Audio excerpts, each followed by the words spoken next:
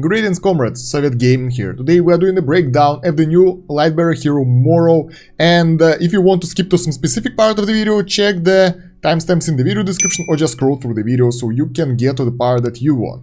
As always, we'll start with the skills, then we'll go to the furniture and the signature item, then we'll move on to the combat testing, and then we'll move on to the artifacts and overall conclusion about the hero. So this guy is a Lightbearer hero, although his color scheme reminds me of Hypogean, and a lot of people already told about that, I'm pretty sure about that, but that doesn't matter. What matters though, that a lot of people consider him a burst DPS, but we can see that he is intelligence-based hero mage and control, so his primary role is crowd control, not the DPS, so don't expect him to be bursty, insanely powerful hero that will take out all the enemies. He will be your secondary DPS, yes, but he won't be able to be your carry, guys. He is not for that. Why? Because of his skill set. Let's move on to that. So first one, Eye of Evil. Morrow summons an Eye of Evil that deals 240% damage 5 times to enemies within range. Enemies that are burned are unable to use the ultimate ability for 6 seconds.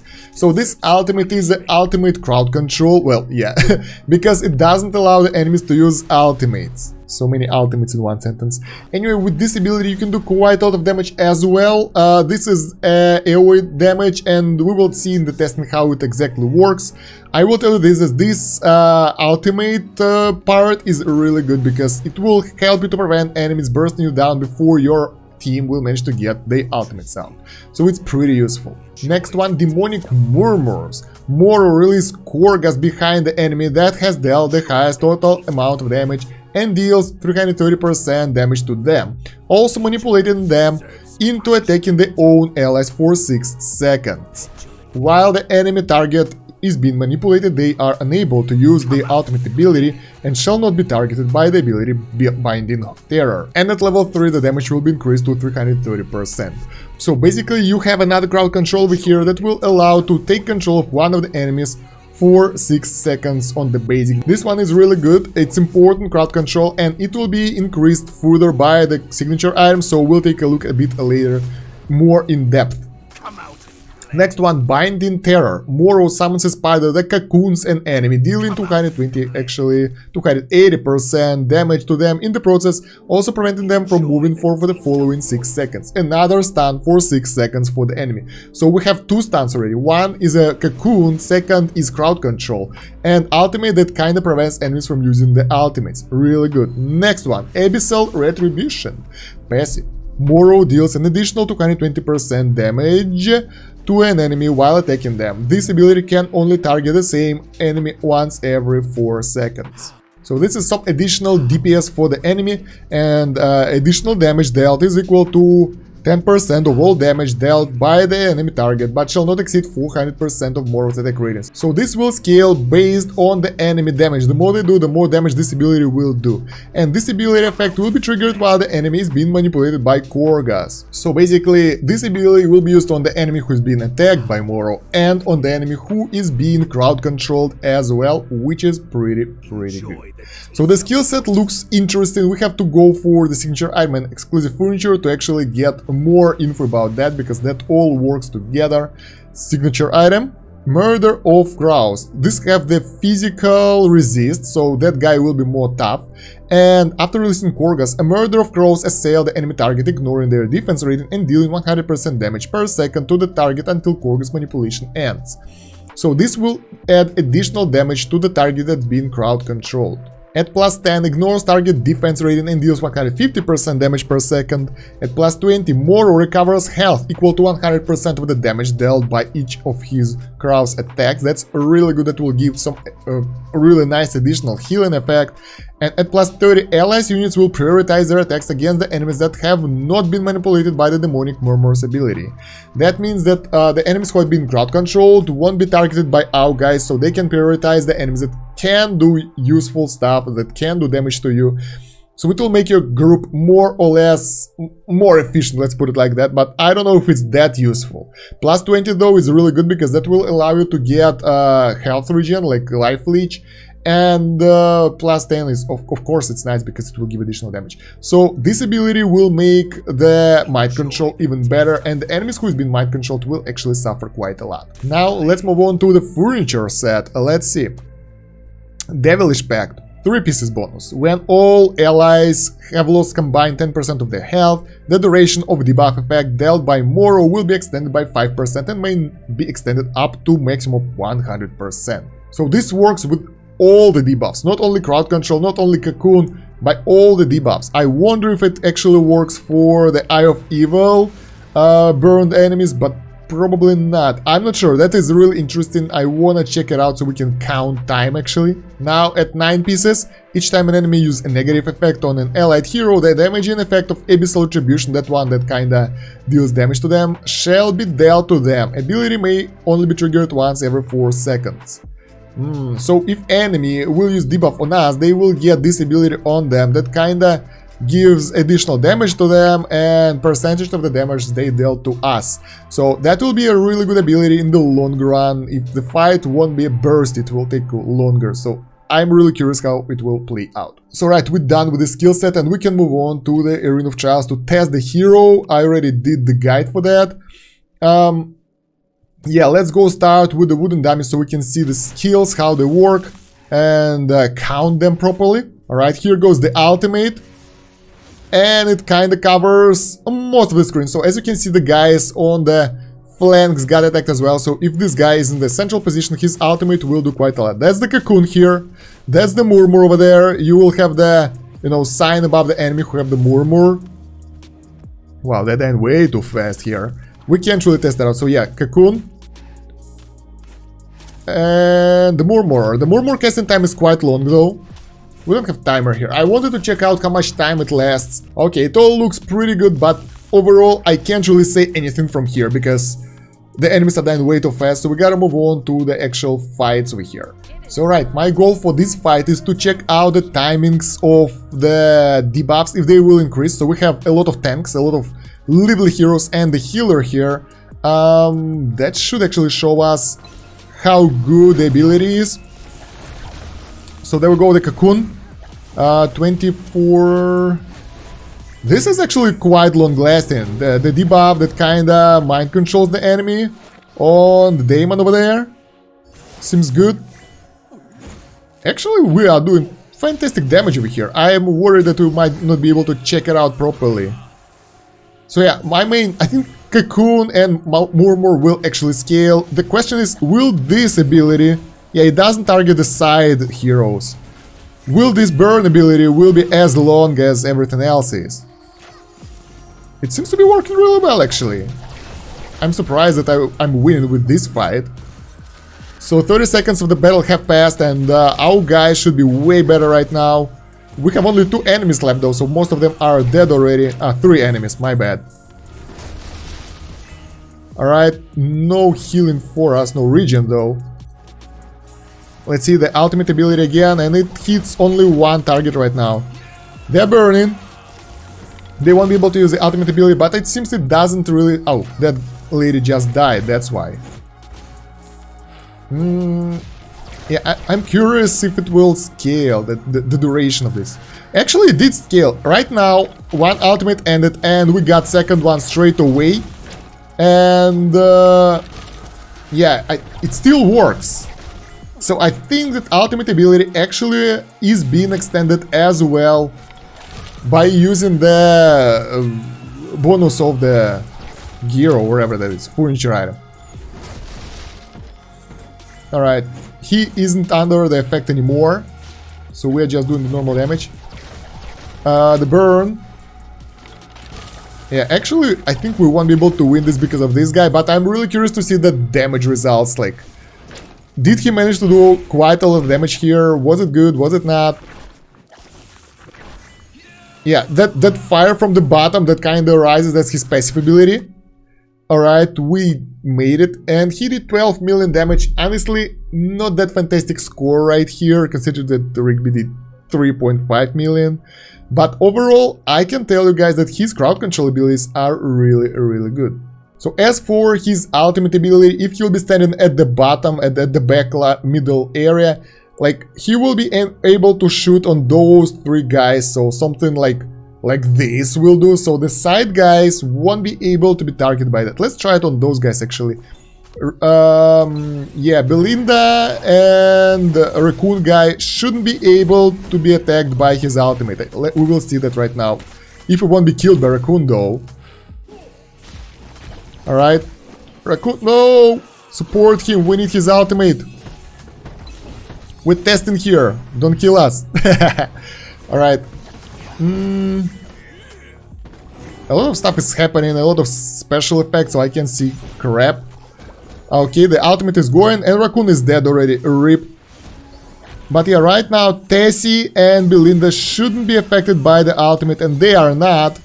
So, yeah, it should affect only the guys in the middle and not the side guys. Like the top and the bottom position of the backline won't be affected by the ultimate guys. As for the damage in this fight, not that significant as well, it's okay. We need other damage dealers in order to compare him to them. So let's see how he will fare in the team that is kinda balanced and will be able to take out the enemies.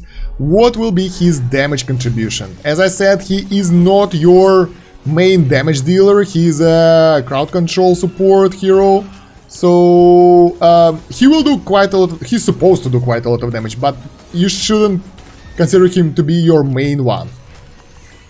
Alright, Nara is taking out Belinda. We are doing some ultimates here and there. Come on, Lucius with the shield. Yeah, actually, the team with him is doing pretty well because of that crowd control ability. Like, the Cocoon is really lasting for a while here. I don't actually see the crowd control. There we go, the burn. Nara finishing off another enemy. And there we go, we are almost winning this. Monkey Boy left. And the curious thing is that he doesn't really move from his position, he's just standing there, and if the enemies will be at the top area or the bottom area of the screen, they won't be affected by his ultimate. That's actually not that good. So okay, we got the battle statistics, and over here he managed to do quite a lot of damage actually. So in comparison with other damage dealers that we had, Nara and forgot his name, he's doing quite well. And we won this without any significant issues. Let's go and try a different team. Alright guys, I want to compare him to Chimera in this team in order to see what will be the damage difference between them, so let's give it a try. Oh my god, the damage output of Gwyneth is crazy here. So Chimera died instantly and well, he survived and we won, but probably not the best comparison right here. So we will start comparing him with Chimera and Belinda in this team. We will have Rowan here. Now let's replace him with the twins, so no one will get advantage of his energy buff. And we have Faux on the enemy side, so he's pretty annoying. He actually took out Chimera, gosh.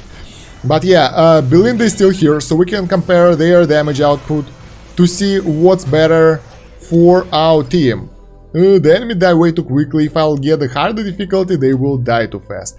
But overall, I can see here that he is better damage dealer than Belinda right now in this fight. This is not a significant difference with the enemy. We can try to get it a little bit harder.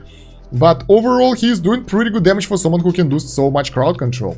I cranked up numbers a little bit and now it should be kinda even. If no one will die, Belinda with an ultimate. There we go. Ultimate of the our guy and Chimera. So all the enemies got defeated. We survived. And over here, even though Belinda cleared most of the enemies, he did more damage than her. So overall, in terms of Belinda versus Morrow, I think Morrow is a better option for you overall. So I have a feeling he'll be taking the the Lightbearer position of the top hero, top carry. Now let's compare him to Gwyneth, because both of those are Lightbearers again, and we will see who will be the better damage dealer for this case. First time he ever moved though, because he was pulled by Aaron. Let's see, a lot of ultimates are happening, and I wonder who will get the most damage. Although Gwyneth doesn't have any crowd control, so even if she will be higher damage, she is way higher damage than him, because he was pulled and he didn't manage to use his AoE to the full extent, and the fight wasn't that long, and Laika did better. So in terms of DPS, I would say he is a good hero, but not the best one. But you can actually use him in the top Lightbearer compositions, that's for sure. Let's talk about different team compositions where he can be useful. I can see him fitting in most team compositions. We'll try Eins right now, the enemies will be decimated for sure. But his crowd control abilities are really useful. He can take out 2 enemies, he can disrupt the ultimates, and that can most of your teams, a chance to use the ultimate before the enemy, and that might actually win the fight for you. Of course, in Eins team, he might be a good option, but I mean, you can fit him mostly anywhere right now. So yeah, in most Lightbearer teams, he will be a really good addition. He can replace your main carry because his damage is actually good, but he have a lot of crowd control, so that means that he won't be the top damage, but he won't allow enemies to do that much as well. So he can replace for the Lightbearer tower, for example, or for some Lightbearer team compositions your carry. Overall, he can be the main carry because his damage is not that significant, so the enemies will actually take him out before that. The only problem with him that he should be in the back position and probably in the middle because his AoE won't hit the targets otherwise. Let's try it like that. I want to see if he will do well with iron over here, and if his ultimate will be able to hit him. He got moved! Oh my god. Yeah, we didn't manage to test it properly, but overall it might be a good option as well. So, I mean, he can fit most of the team compositions because he's a really versatile hero and he can do so much for your teams. So, overall, I would give him a go everywhere. As for the artifact, let's see. The normal artifacts on him might be an eye actually, that can increase his damage output quite a lot, and also the haste will allow him to use his ultimates and skills more often. That will kinda increase the uptime of his debuffs and crowd control as well, so that might be a good option for him. Duras Blade, not sure about that because his main priority isn't damage. Duras Call probably not as well. As for the class-specific artifacts, Windbinder is a good option because it will allow him to release his ultimate straight away and burn the enemies, although I'm not sure how useful it will be though, because I'm not sure how often the enemies use the ultimate straight away. Warden of the Arcane might be really good because it gives 10 haste and also increase his overall damage output, so that might be a good option if you want him to be your damage dealer. And Winged Warden, it have some haste, it also have additional energy and health regen when he receives damage from the enemy for the first time, so that can actually buff him up since he's in the last line in the back line. That might be a good option. Let's actually try it out right now. So let's try that artifact with him and see how it will go. He needs to be attacked in order to use that, and that will kinda, there we go. That will buff his energy regen and that will allow him to release his ultimate earlier as well, also healing him up, and as you can see the damage is quite significant on the ultimate, so that might be one of the good options how to use him up. So yeah, since he is a really versatile hero, most of the artifacts will be useful for him depending on how you want to use him. So what are my overall thoughts on the Morrow, the new Lightbearer hero? I would say that he is one of the best Lightbearer heroes. Let's actually take a look at all of them and see who's good and who's not. Testing shows us that he is not as bursty as Gwyneth, but overall, the Gwyneth is continuous damage as well, so he might be not the first DPS, but with his crowd control abilities, he definitely holds one of the top spots for the Lightbearer, so if you want some Lightbearer strong heroes, you can go for him easily. And I would strongly recommend building him up to at least Ascended 1 star, because that will be useful later on anyway. As for the overall usefulness, I wouldn't put him really high, somewhere AA plus tier, so he's like in a really good position, but there are other heroes that are way more useful right now and they have their own team compositions. Moreover, his ultimate ability doesn't cover the entire screen and he should be placed properly in order to use it on the enemies, and he doesn't like to move that much. So overall, if the enemies will be on the edges of the screen, you won't be able to use his ultimate to the full extent, and that might be not as good as you expect it to be. And his DPS output won't be as high as well because of that. He is also really useful against the enemies that kinda use the crowd control ability, so someone like Tessie will have a lot of punishment from him because of his passive ability, the Abyssal Retribution. But yeah, overall, I like that hero, and I think I will build him up as well. So recently we had quite a good heroes in the AFK Arena. We got Morrow, we got Hedge, I still can pronounce his name, the Graveborn tank. And yeah, finally a good Lightbearer hero, guys, because Walker was a goddamn disappointment. That lady Peggy falls down in the late game as well. So yeah, he is a good addition to any team, and a really good, like almost a must for the Lightbearer team. If you have any other comments about that hero and your personal thoughts, please write them in the comments down there. While you're going there, don't forget to like the video and share it with your friends and guildies. Join the Discord, check other hero breakdowns in the playlist in the video description. And yeah, that's about it for now. Thank you for watching. Soviet out. До свидания.